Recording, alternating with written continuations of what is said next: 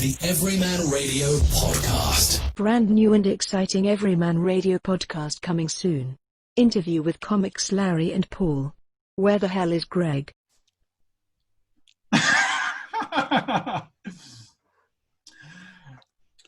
Hello, Larry and Paul. Hi, where's Greg?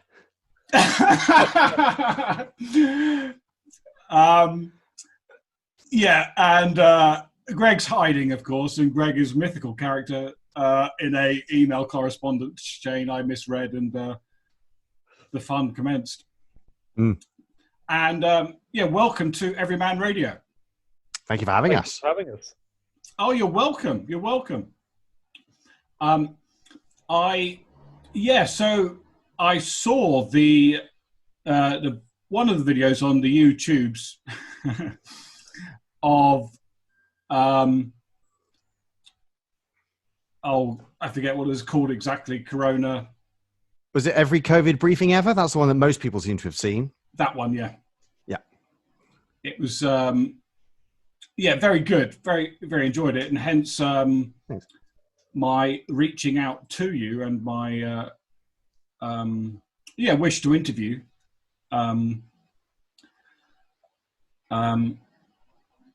It must be, as comics, it must be very difficult at this moment in time. I myself, I'm hilarious, as you picked up. Yeah, we could tell. Yeah.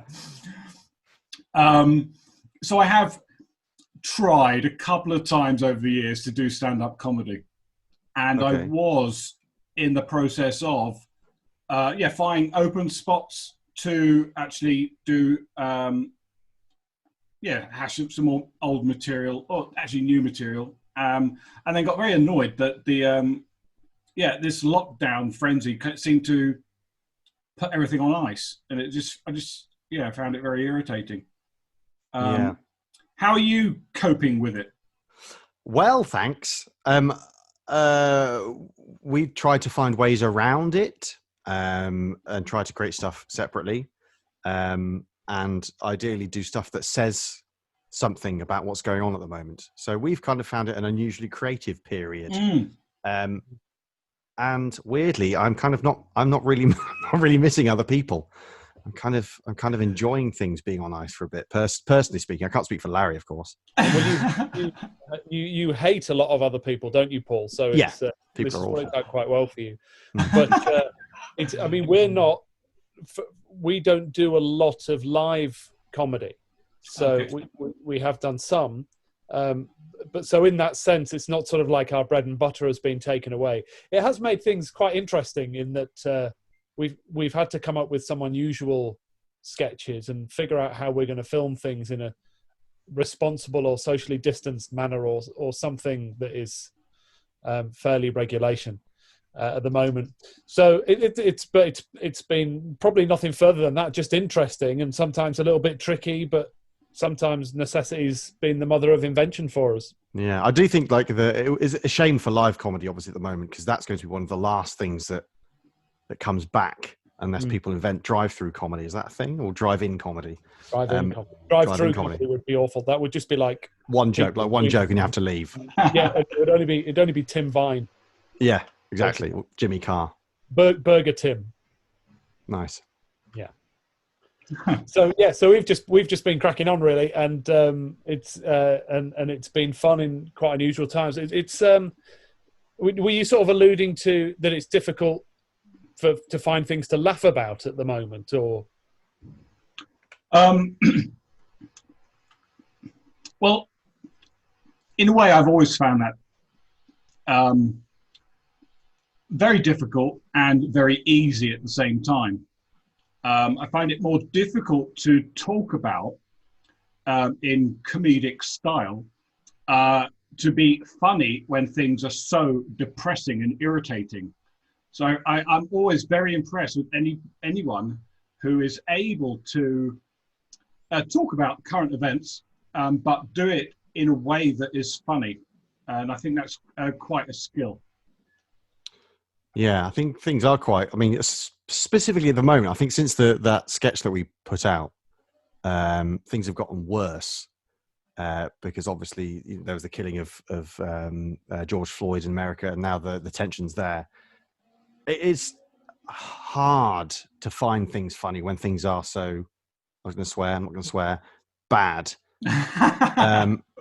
But also, I think in times like this, comedy is very important. Like I believe that satire, proper satire, is essential. So, for example, I think one of the reasons that coronavirus briefing did well, and when we were writing it, I was thinking, is this the right thing to do? Because we used a slide that was essentially the number of deaths in Europe. We were repurposing a slide, and half of me was thinking, is this right? Are we doing the right thing by doing this? Is this funny?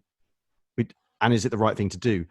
But since we released it and it turned out that we were saying something that needed to be said. Yeah. I think comedy at times like this is essential, really important. And it's not in any way diminishing the horror or the what people are going through, the struggles people are going through. It's ideally shining a light on the absurdity and in some cases stupidity of people or groups. So yeah, and you I guess you're talking about there's this phrase about punching up in comedy, and the world is such a mess that sometimes you sit there and you think, and you write something and you think, who am I punching? I don't know who to punch anymore apart from Donald Trump at all times if you were given the opportunity. So you have to, I don't know. Well, very occasionally he does a little tweet that is actually kind of truthful. I get quite surprised. Right.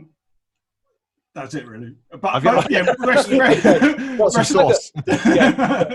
Maybe we'll agree to just, I don't know, but obviously that was a minor joke. But I think we're constantly writing and rewriting, aren't we, Paul? And going over what we've done to make sure that we're treading carefully.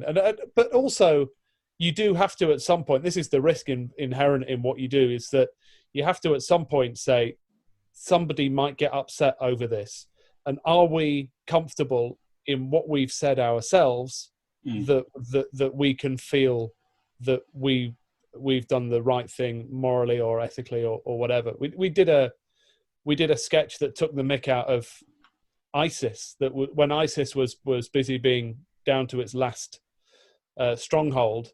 This is going back actually about a year now, in fact. Okay. But we did a sketch that was the ISIS closing down sale in the style of a DFS advert. And it did really well for us, and BBC Comedy took it, and it was great. But there was, of course, one or two people, not many, more than one or two, well, a few who got in touch and said, terrorism isn't funny.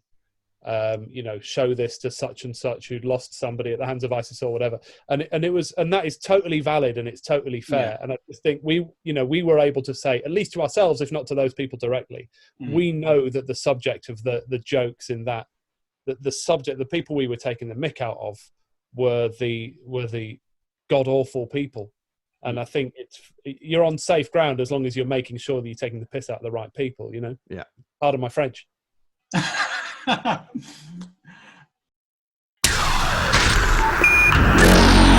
you ready? I'm saying, are you ready?